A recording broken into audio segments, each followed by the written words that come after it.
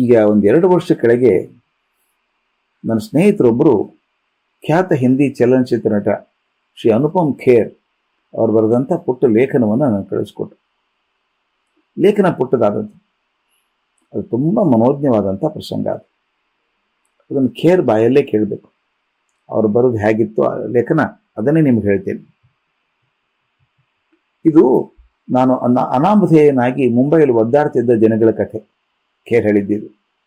ರಾಷ್ಟ್ರೀಯ ನಾಟಕ ಶಾಲೆಯಿಂದ ಡಿಪ್ಲೊಮಾ ಪಡ್ಕೊಂಡೆ. ನಂತರ ಲಖನೌದಲ್ಲಿ ಕಾಲೇಜ್ ಒಂದರಲ್ಲಿ ಶಿಕ್ಷಕನಾಗಿ ಕೆಲವು ದಿವಸ ಪಾಠ ಮಾಡಿ ನಾನು ಹುಚ್ಚಿದ್ದದ್ದು ಸಿನಿಮಾ. ಅದಕ್ಕೋಸ್ಕರ ಅದನ್ನು ಬಿಟ್ಟು ಮುಂಬೈಗೆ ಬಂದೆ. ಹೇಗಾದರೂ ಮಾಡಿ ಹಿಂದಿ ಚಲನಚಿತ್ರಗಳಲ್ಲಿ ಅವಕಾಶ ಗಿಟ್ಟಿಸ್ಕೋಬೇಕು ಅನ್ನೋದೊಂದೇ ನನ್ನ ಜೀವನದ ಗುರಿಯಾಗಿತ್ತು. ಆಗ ನಾನು ಭಾಳ ತೆಳ್ಳಗಿದ್ದೆ. ಜೋರಾಗಿ ಗಾಳಿ ಬಿಟ್ಟರೆ ನೀನು ಮೇಲೆ ಹಾರಿ ಹೋಗ್ತಿ ಅಂತ ತಮಾಷೆ ಮಾಡ್ತಾ ಇದ್ರು ಸ್ನೇಹಿತರು. ಅದಲ್ಲದೆ ನನ್ನ ತಲೆ ಬಹು ಬೇಗ ಬೋಳಾಗ್ತಾ ಇತ್ತು. ನನ್ನ ಹತ್ರ ದುಡ್ಡು ಆಗಲಿ ಇರೋದಕ್ಕೊಂದು ಜಾಗ ಆಗಲಿ ಇರಲಿಲ್ಲ. ಆದರೆ ನನ್ನ ಬಳಿ ಸಮೃದ್ಧವಾದಂಥ ಆತ್ಮವಿಶ್ವಾಸ ಇತ್ತು.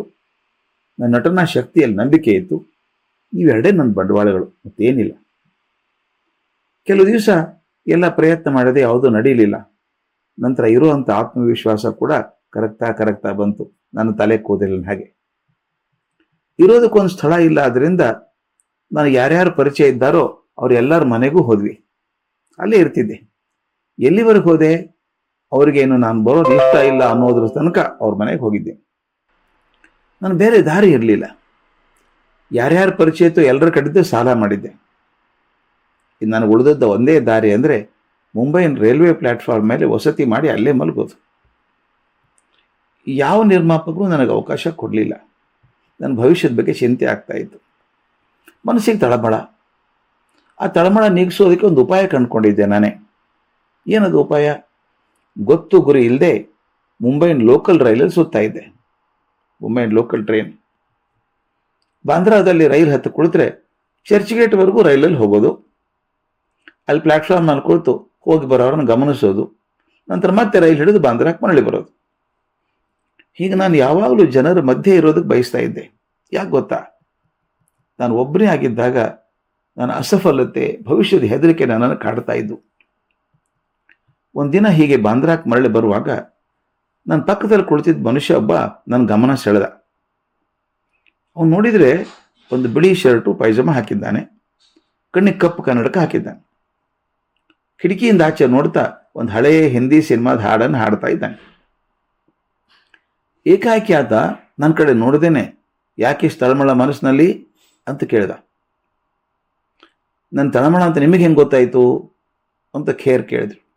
ಅದಕ್ಕೆ ಅವನು, ನೀನು ಚರ್ಯ ನೋಡಿದ್ರೆ ತಿಳಿಯೋದಿಲ್ವಾ ಅಂತ ಕೇಳ್ದ. ಒಂದೆರಡು ನಿಮಿಷ ನಂತರ ಅದನ್ನೇ ಹೇಳ್ದ, ನೋಡೋ, ಬಣ್ಣದ ಬಟ್ಟೆ ಹಾಕೋ, ಮನಸ್ಸಿನ ಖಿನ್ನತೆ ಕಮ್ಮಿ ಆಗ್ತದೆ ಅಂದ.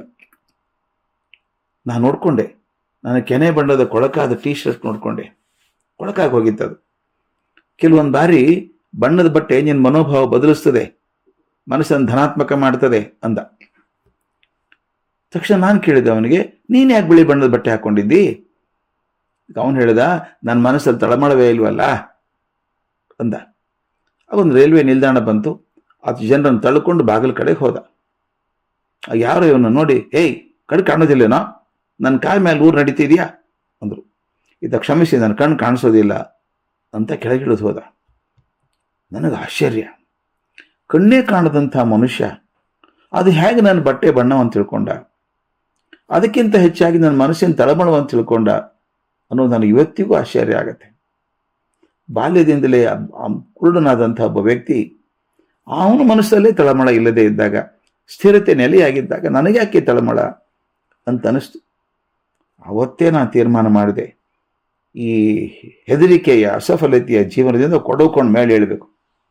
ಅವತ್ತಿಂದ ನಾನು ಮನಸ್ಸು ಆತ್ಮವಿಶ್ವಾಸ ತುಂಬಿಕೊಂಡು ಎಂದೂ ತೊಳಲಾಟ ಇಲ್ಲದೆ ಬದುಕಿದ್ದೇನೆ ಅಂತ ಹೇಳ್ತಾರೆ. ಅನುಪಮ್ ಖೇರ್ ಲೇಖನ ಕಣ್ಣು ತರಿಸುವಂಥದ್ದು. ನಮ್ಮ ಜೀವನದಲ್ಲಿ ಕೆಲವೊಂದು ಕಷ್ಟ ಬರ್ತವೆ, ಆಗ ದಿಕ್ಕು ತೋರ್ದ ಹಾಗಾಗ್ತದೆ. ಆದರೆ ನೆನಪು ಇಡಬೇಕಾದದ್ದೇನು ಅಂದರೆ, ಯಾವುದೇ ತೊಂದರೆ ಬಂದರೂ ಕೂಡ ಅವೆಲ್ಲ ಸಣ್ಣ ದೊಡ್ಡ ಮೋಡಗಳ ನೆರಳುಗಳಿದ್ದ ಹಾಗೆ.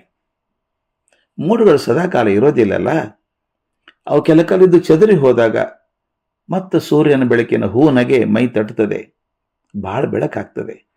ಆದರೆ ಅದಕ್ಕೆಲ್ಲ ತಾಳ್ಮೆ ಬೇಕು. ಸೋತಾಗ, ದಿಕ್ಕು ತೋರದೆ ಇದ್ದಾಗ ಒಂದು ಮಾತು ನೆನಪಿಟ್ಕೋಬೇಕು, ಈ ಕಷ್ಟದ ಸಮಯ ಕೂಡ ಶಾಶ್ವತವಾಗಿರೋದಲ್ಲ.